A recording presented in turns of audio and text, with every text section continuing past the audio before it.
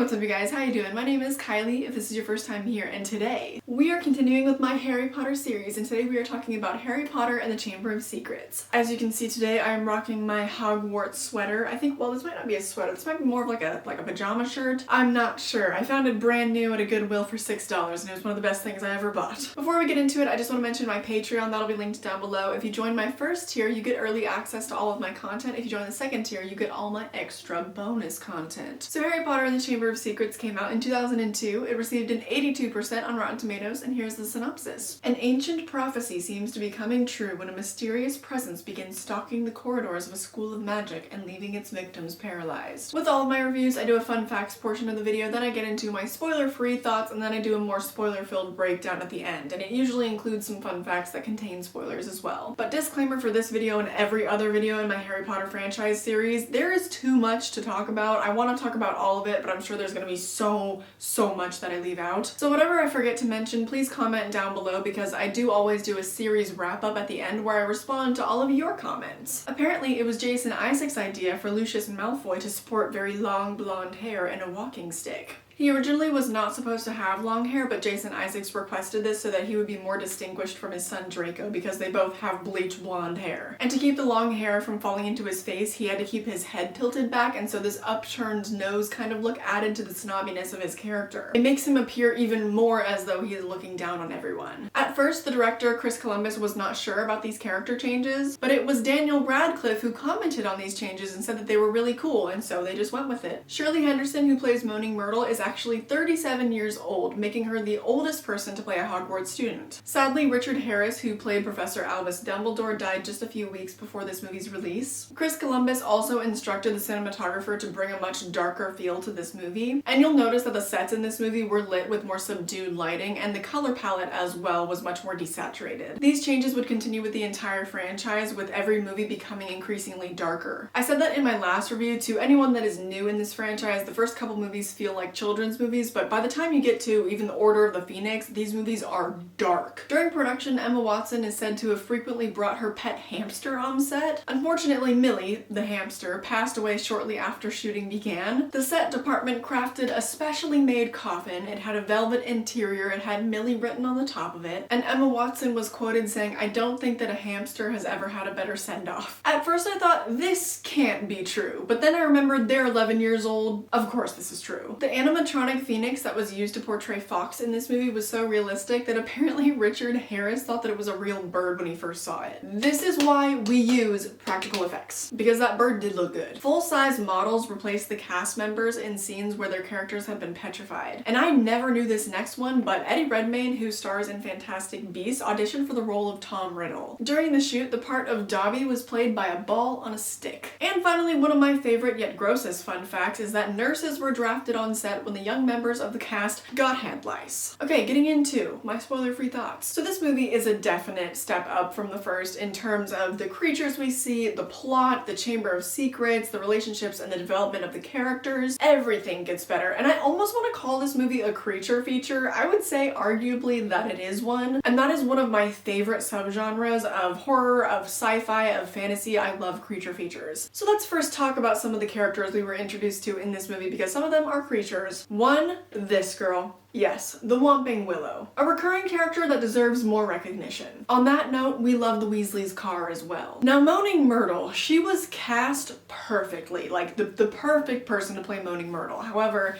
I don't like Moaning Myrtle, and that's just all I'm gonna say on that. Up next is Dobby. How could I ever talk about this movie and not discuss this lovely little character? When I was a kid, he actually scared me whenever I watched this movie and frankly kind of annoyed me a little bit as well, but now I wish that we were best friends. Also, apparently the guy that voiced him might have regrets about this role. He really does not want to do the Dobby voice for you. He said, "I'm sick of your shit.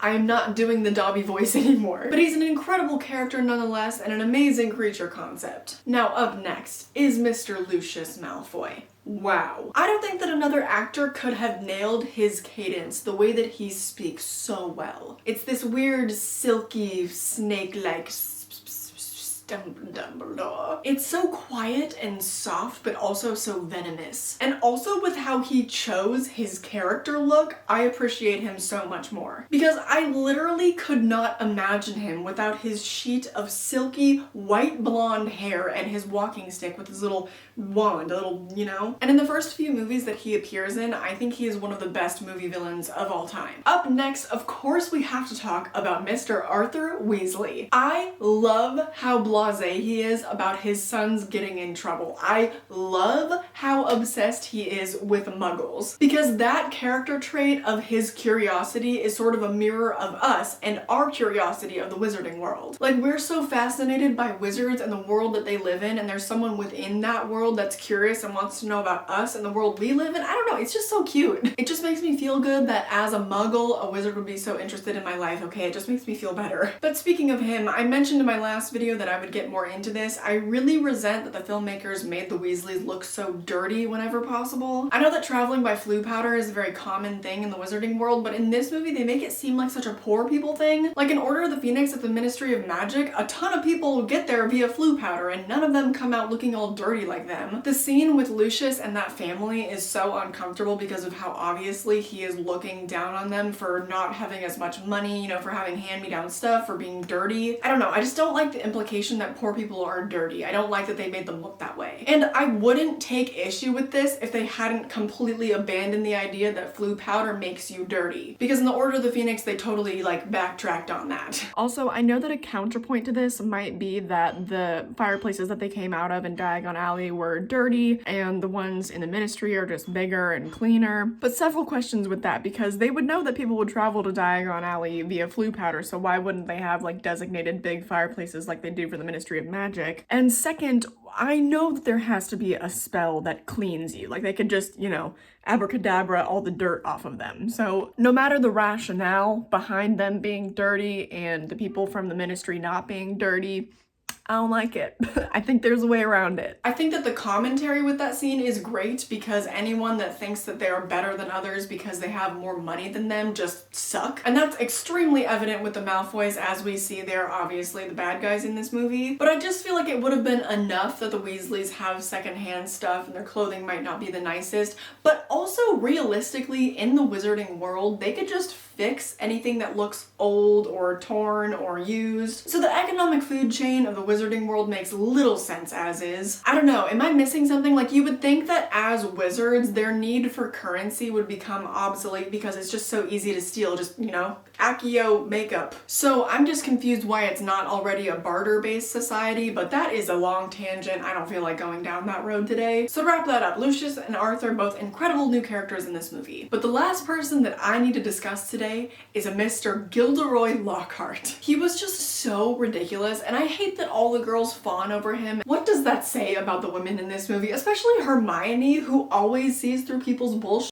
I mean, come on, it makes no sense. But I have to say I love him in this movie. Kenneth Branagh was amazing in this movie. I've already said too many times already, and I'm only in my second video of this series, that this whole franchise was cast perfectly, and I truly could not see another man in Gilderoy Lockhart's role. I also love the production design of his classroom, of the Defense Against the Dark Arts classroom, because this is the first time that we see it. I think it's just one of the best sets ever. I love that staircase up to the office, the dinosaur skeleton thing on the ceiling, and in this particular movie we see his portraits. And he's just so into himself that he is doing a self-portrait within a self-portrait. And the room is just covered in pictures of him. I hate it, but it's such a brilliant production design because it tells you so much about his character without having to use any type of dialogue. The design in this movie overall is also just such a step up from the first one. The castle that they filmed this movie in just really lent itself to the atmosphere in ways that a soundstage simply could not. Let's just quickly go over some of my favorite sets from this movie. Namely the Burrow. We see the Weasley's house for the first time and I love it so much. I wish I could live there. In fact, whenever I work, I often put on ambiance of being in the Burrow house. I'll link down below my ambiance playlist. It has so much Harry Potter stuff on it. The Forbidden Forest in this movie also takes on an entirely new life with the type of creatures that we see and the locations that we get to go to. And the last one that I'll highlight is the Chamber of Secrets itself. It is so beautiful beautiful. It is literally exactly what I saw in my head when I read the book. And as I mentioned how Columbus wanted to lower the lighting and desaturate the colors, that really amplified the mood that was created by these beautiful set pieces. And story-wise, this movie was much more interesting than the first one by far. We kick off the first inciting incident with a message written on the wall in blood, and that is all I will say on that for now. Because that being said, obviously you know that this one is getting darker. We're getting a little bit more serious. The relationships between the characters also develop quite a bit more, and you feel like you grow closer to them yourself because they're starting to become a lot more fleshed out, and it's easier to tell which one of them you would relate to more. The stakes are also raised, and granted it's still very PG because the people just get petrified, they don't die, but still. I think that that's honestly the one thing that's holding this movie back from being just a flat-out horror movie. So for that reason, this is one of my favorite Harry Potter movies. But now it is time to get into my spoiler section, and of course I have a ton of fun facts that contain spoilers, so we'll kick it off there. Tom Felton forgot his line when Draco ran into Harry, who was disguised as Goyle, and he improvised the line, "I didn't know you could read," which I am willing to throw down on the fact that that is one of the funniest lines in this entire movie. Also, Rupert Grint has such severe arachnophobia that he has never seen the entirety of the scene of him and Harry in the forest. So he used quite a bit of method acting in that scene, and you can see he is visibly terrified, and apparently it was just because of the thought of spiders, because they weren't really there. 14 Ford Angelas were destroyed to create the scene where Harry and Ron are being attacked by the Whomping Willow. Chris Columbus has also said that he wanted the camera movements to be more snake-like. This would sort of reflect the basilisk's movement throughout the castle. Hence, certain scenes were filmed using handheld cameras. And at one point, Columbus actually steered the camera operator, just holding him so that he could get the exact shots that he wanted. Christian Coulson, who plays Tom Riddle in this movie, is supposed to be between the ages of 15 and 17, I believe, but he was actually 23 in real life. The script also originally said that Hermione was supposed to hug both Harry and Ron in the end scene, but the then 11-year-old Emma Watson was embarrassed to hug both of the boys in front of all of the crew, so Columbus allowed her to change the scene so she just hugs Harry and then she awkwardly shakes Ron's hand. Which, you might think this is goofy, but I totally empathize with her because when I was in 5th grade, me and my then boyfriend planned our first hug. It was a really big moment. I was so nervous. We waited until school was over, until most of the other kids had left. Danielle, if you're watching this, yeah,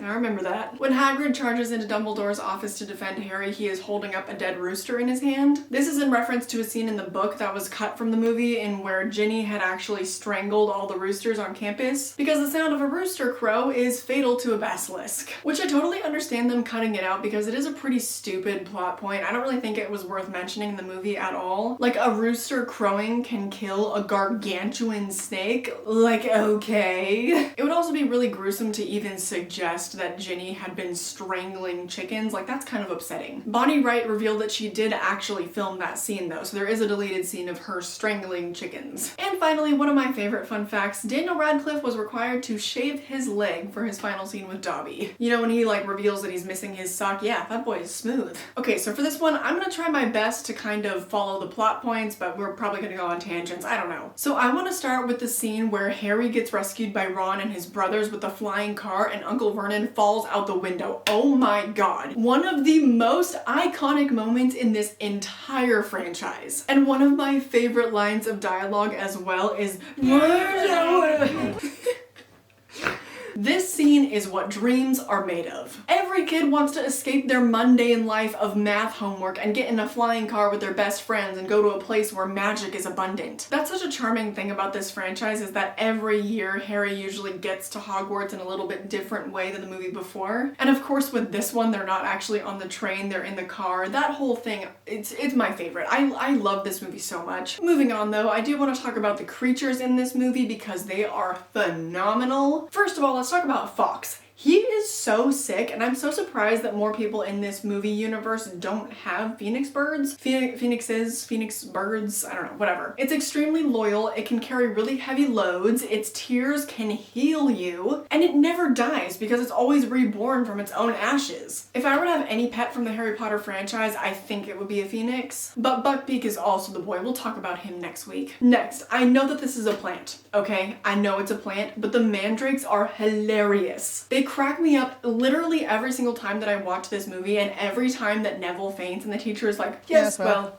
just leave them there. Comedic gold. Next, I must discuss Aragog. To this day, I am still disturbed by him. I do not like that forest scene. I hate him and his kids. Me and all my friends hate Aragog and his little spider children. But wow, did they make him look good. This is why we stand practical effects. Same with the basilisk, the true star of this movie. That's why practical effects will always win. The basilisk and the spider were both built. They were both physical props. That's why they look so good to this day. Because a lot of the scenes from the first movie, as we mentioned last week, they really do not hold up. The CGI looks quite bad. But anyway, so the basilisk is probably by far my favorite creature of this movie. And I don't even know another movie that features a basilisk as like the main creature. Are there any? I don't know. Honestly, there shouldn't be because this movie was perfect. It was the perfect basilisk story. Nothing could ever top this. And the basilisk is the main reason why I would almost call this a horror movie. Like the way that it travels through the walls, the way that it speaks to Harry with its little parcel tongue. It's like whispers. It's like, kill. And like I mentioned, the cinematography is like handheld. It's so disorienting. Like this is kind of a horror movie. One little thing that pisses me off about the basilisk though is that he completely takes out Hermione for like the last act of the movie. And whatever, it's still good because Ron got to have more of a moment because they didn't have Hermione in her encyclopedia brain. They got to develop the character of Ron a lot more. For example, we learned his fears, which is spiders. We got to see examples of his bravery with him standing up to Lockhart and going into like rescue Ginny with Harry. And also with him and Harry going into the Slytherin common room on Polyjuice Potion, which side note, yes, I love the Slytherin common room. This production design, oh my god. I didn't mention it earlier as part of my favorite sets because it feels like kind of a little bit of a spoiler, but it's so gorgeous. Like I wish there was a smoking lounge or something that existed that looked exactly like that. I would hang out there all the time. If I was bonkers rich, I would just open one and I'd be there all the time, but alas. And the Polyjuice Potion, wow. This movie in particular just gave us so many things that I think that we all dream of when we think of magic. What if we could fly a car? What if we could make ourselves look like somebody else for an hour? What if we could have a magical pet with sick magical powers? What if we could preserve a piece of our soul in our diary and then come back to life? Yes. Let's discuss. I love that plot device, like the thing with the diary and with the flashback and it containing a piece of his soul, which, my dear nerds, we will get into that later on in this franchise. And I also love the twist involved with Ginny, because the whole time they've set someone else up as the perpetrator, kind of exactly like they did in the first movie with Snape, but in this movie it's Draco or it's Lucius, but then no, it was Ginny. And one reason why the ending is so brilliant is because of Christopher Coulson as Tom Riddle. This man is too handsome. Like Cedric Diggory level handsome. Like the most handsome character in this entire movie. I love this because, and they've done studies on this, because you're more likely to trust attractive looking people. So there's this super handsome boy and you're like, ooh, what are you gonna do in this sepia tinted world? And then you're like, oh no. What do you think of handsome Voldemort? Because I feel like it makes some sense. I feel like if he was really handsome and really charismatic, he would have no trouble getting followers. But I'm guessing maybe the filmmakers realized this and they realized that they didn't really want that kind of a look for Voldemort. Because admittedly, I do think that it makes more sense that Tom Riddle would be a little bit more softer and snaky looking and just kind of had a more antisocial vibe to him. And not this, you know, rugged, gorgeous, curly hair. Sorry. I'll stop. What's your opinion on handsome Voldemort? I would really love to know. Is it better that he's handsome because then it makes sense why he's able to charm people into doing his bidding? Or is he too handsome and it makes you feel conflicted about rooting against him? Okay, wrapping it up with this next topic here. One of my only little qualms with this movie is about the very end when Hagrid returns to Hogwarts. It was supposed to be one of those really emotionally impactful moments, and it actually does work on my dad. He does cry like every time we watch this movie. But it's supposed to be one of these moments because everybody slowly starts clapping and then they just like everybody stands up and then Hagrid is crying, which is understandable, but then Hermione is crying and it's like, why was Hermione crying? She was petrified for like the last third of the school year. Did she even know that he was gone? Maybe she's just really happy to be back, but it's only them two crying. And also, why is everybody clapping for Hagrid? And like, no shade to Hagrid because he's one of my favorite characters. And like, we have an emotional connection with him, but why the rest of the school? Like, he's just the groundskeeper. Like, he's not a professor. He doesn't have an intimate relationship with most of the kids at the school. It's really really just that trio. And the only answer that I have come to is that Hogwarts is full of sheep. But that does it for my review of Harry Potter and the Chamber of Secrets. I know that there was so much that I missed, and I cannot wait to talk with you guys about it down below, as well as in my series wrap-up. I have a feeling that is going to be one of my longest series wrap-ups ever, and that's totally cool because I'm really looking forward to seeing all your comments. I hope that you join me next week for definitively one of the best Harry Potter movies of all time, The Prisoner of Azkaban, as well as my review of Scream 3 that is coming out next Monday. If you want to follow me on social media, subscribe to my Patreon or my vlog channel, that is all linked down below. I hope that you enjoyed this video, and I hope I catch you in the next one. Bye!